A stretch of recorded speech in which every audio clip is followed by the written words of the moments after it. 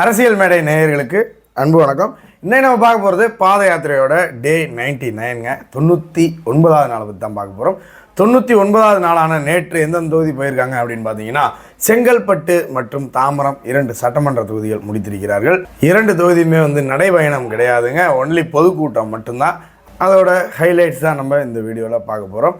First அந்த கூட்டத்தை பார்த்துட்டு வாங்க, மீதியை பேசுவோம்.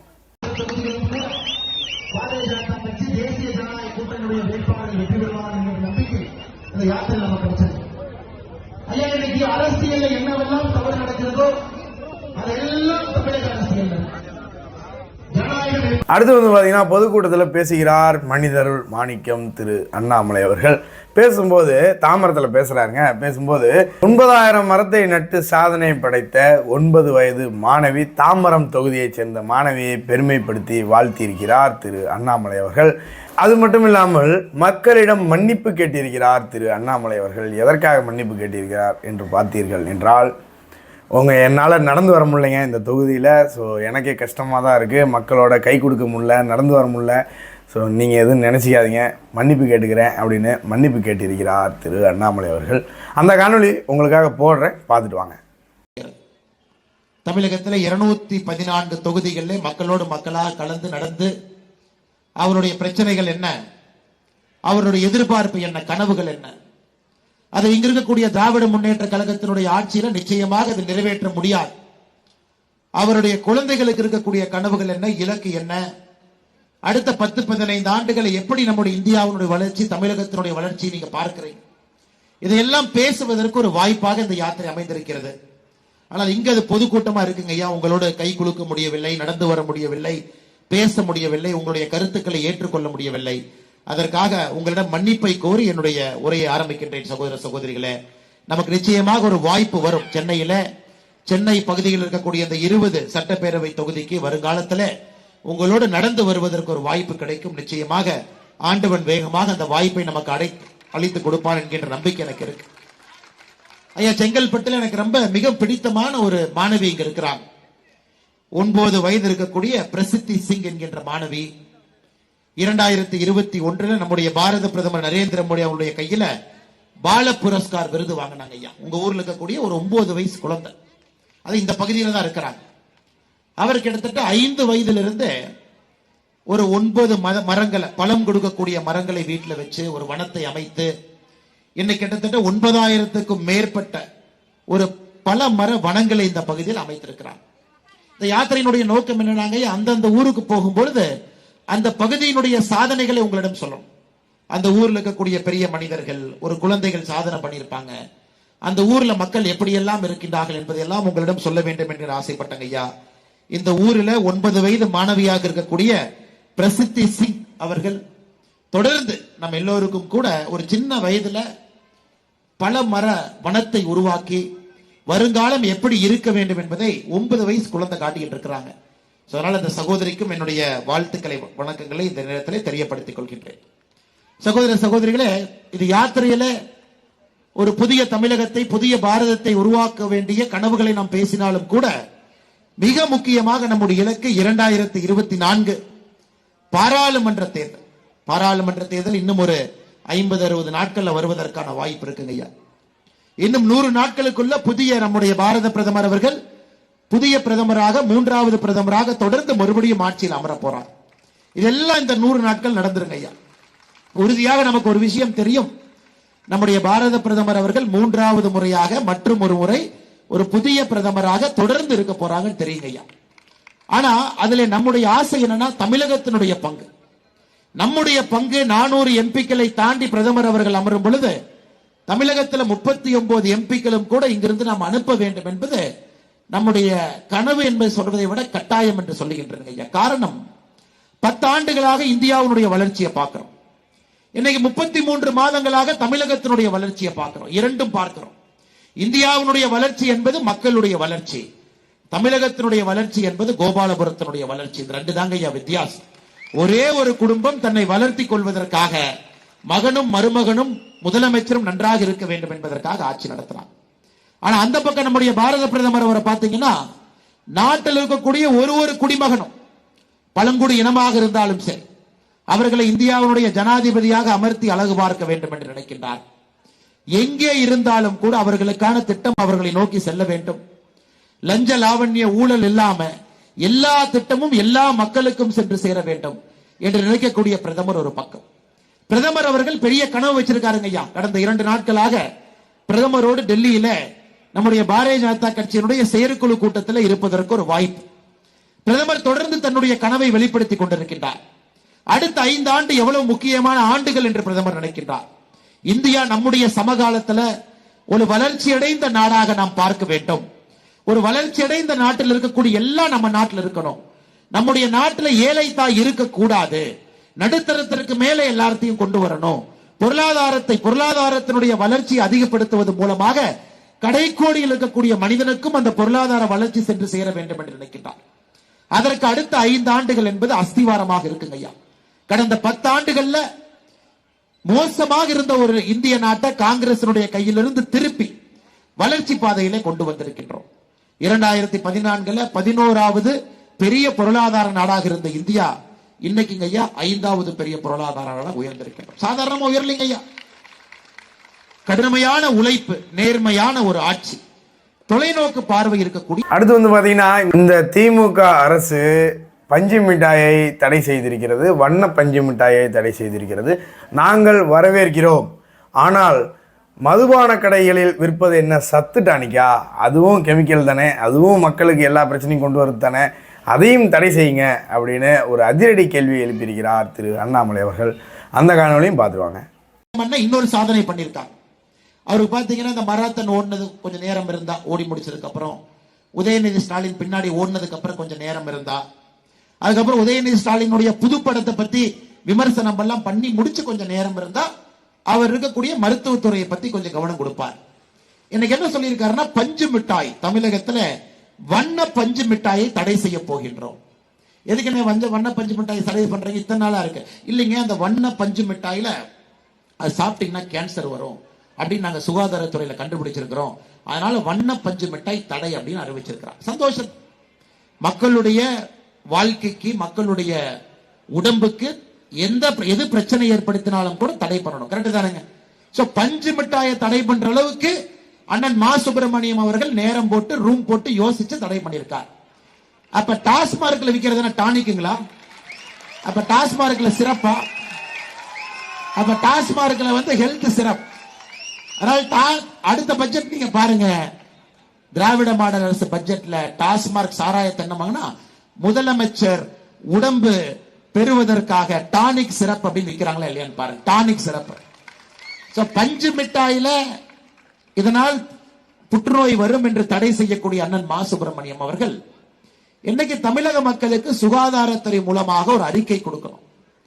டாஸ்மார்க்ல இருக்கிறது எல்லாம் நல்ல பொருள் தான், அது சிறப்பு தான் வைக்கிற ஒன்னாக. இன்னைக்கு டாஸ்மார்க் குடிச்சுதாங்க தமிழ்நாட்டில் லிவர் கேன்சர்ல இருந்து, ஓரல் கேன்சர்ல இருந்து, லிவர் பிரச்சனையிலிருந்து, குடல் பிரச்சனையிலிருந்து எல்லா பிரச்சனையும் வருவது டாஸ்மார்க்ல குடிக்கக்கூடிய அந்த ரசாயனம் சாராயத்தின் மூலமாக மட்டும்தான். இன்னைக்கு பாருங்க ஐயா, சென்னையினுடைய பேருந்து நிலையம் எங்கேங்க ஐயா இருக்கு? செங்கல்பட்டுல இருக்கு. அது உண்மையாலுமே செங்கல்பட்டு பேருந்து நிலையம் தான் பேர் வச்சிருக்கோம். அடுத்து வந்து பார்த்தீங்கன்னா செங்கல்பட்டுங்க. செங்கல்பட்டு பொதுக்கூட்டத்தில் பேசுகிறார் திரு அண்ணாமலை அவர்கள். அப்பொழுது ஓப்பனாக அடித்து நொறுக்கி வெளுத்து வாங்கிட்டாருங்க திமுகவையும் அதிமுகவையும். இவ்வளோ நாளாக ஓப்பனாக பேசாமல் இருந்தார் அதிமுகவை. தற்பொழுது வெளுத்து வாங்கி கொண்டிருக்கிறார் திரு அண்ணாமலை அவர்கள். நேற்று என்ன பேசிட்டார் அப்படின்னு பார்த்தீங்கன்னா, பேருக்கு தான் வெளியில் வந்து திமுக வந்து அதிமுகவுக்கு எதிர்க்கட்சி, அதிமுக வந்து திமுகவுக்கு எதிர்க்கட்சி அப்படின்னு இவங்க ஒரு மாய பிம்பத்தை உருவாக்குவார்கள். ஆனால் நீங்கள் உண்மையை பார்த்தீர்கள் என்றால் இந்த 2 கட்சிகளும் கூட்டணியாகத்தான் இருப்பார்கள்.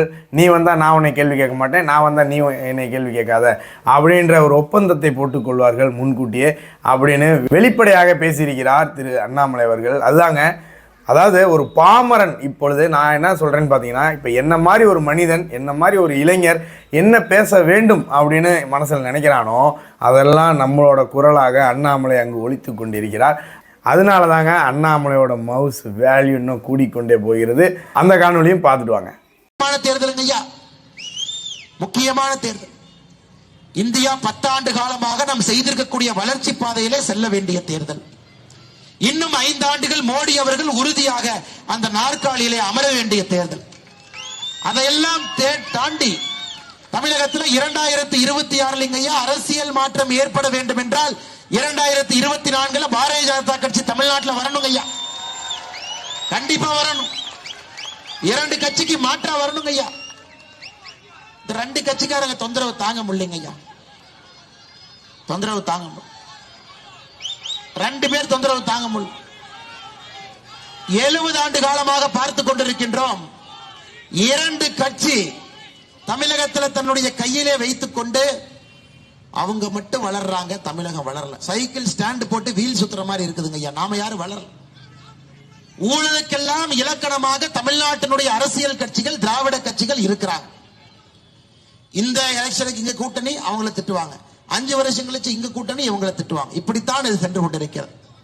இன்னைக்கு தமிழகத்தில் 2 கட்சிகளும் ஒன்றாக மறைமுகமாக சேர்ந்து பாரதிய ஜனதா கட்சி எதிர்க்கிறாங்க ஐயா. 2 பேருக்கு தெரிஞ்சிருச்சு. இன்னைக்கு பாரதிய ஜனதா கட்சி 2024 தமிழகத்திற்குள்ளே வந்துவிட்டால் அசைக்க முடியாத மக்கள் சக்தியாக பாரதிய ஜனதா கட்சி மாறிவிடும் என்பதற்காக அந்த பங்காளிகள் 2 பேரும் ஒன்னா சேர்ந்திருக்கிறாங்க. இதையெல்லாம் முறியடிக்க வேண்டிய நேரம் 2024 பாராளுமன்ற தேர்தல் ஐயா. சென்னை வளர்ச்சி பாதையிலே செல்ல வேண்டும். மிகப்பெரிய திட்டங்கள் தங்கு தடையின்றி தமிழகத்திற்கு வரணும். லஞ்ச ஊழல் இல்லாத ஆட்சியை கொண்டு வரணும். சாமானிய மனிதர்களை மையப்படுத்தி நம்முடைய ஆட்சி இருக்கணும். தொடர்ந்து குடும்பத்திலிருந்து எந்த தகுதியும் இல்லாம முதலமைச்சராக இருக்கக்கூடியவர்களை அப்புறப்படுத்தணும். ஏழை மக்களுடைய கஷ்டத்தை தெரிந்தவர்கள் மட்டும்தான் அந்த பதவிக்கு வரணும். இதற்கெல்லாம் அச்சாரமாக 2024 பாராளுமன்ற தேர்தலை நீங்கள் கொண்டு வர வேண்டும் என்கின்ற அன்பான வேண்டுகோளை உங்களுக்கு வைக்கிறேங்க ஐயா. நிச்சயமா நீங்கள் அதை செய்து காட்ட வேண்டும்.